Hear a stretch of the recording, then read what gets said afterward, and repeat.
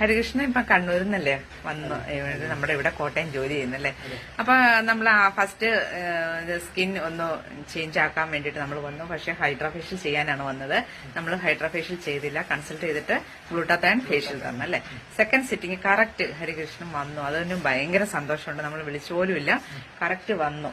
കാരണം നമുക്ക് വെളുക്കാൻ വേണ്ടിയിട്ടല്ല, സ്കിന്നിനെ കറക്റ്റ് ടോണിലേക്ക് കൊണ്ടുവരാൻ വേണ്ടിയിട്ട് അതിന്റെ ഒരു ബോധേഡ് ഉള്ളത് കൊണ്ടാണല്ലേ. ഇപ്പോഴത്തെ നിങ്ങളുടെ പ്രായത്തില് എന്താ പറയണ്ടേ, വൈറ്റനിങ് ആക്കാൻ വേണ്ടി ഒരുപാട് ക്രീം യൂസ് ചെയ്യുന്നില്ലേ. അപ്പൊ അതിൽ നിന്നൊക്കെ ഒരു ഡിഫറന്റ് ആയിട്ട് എല്ലാവർക്കും ഒരു അവയർനെസ് ഇതുകൊണ്ട് കിട്ടട്ടെ. കറക്റ്റ് ടോൺ കിട്ടാൻ വേണ്ടിയിട്ട് വീണ്ടും നമ്മളെ സമീപിച്ചു, ക്ലിയോപെട്ര ബ്യൂട്ടി സലോണിൽ സമീപിച്ചു.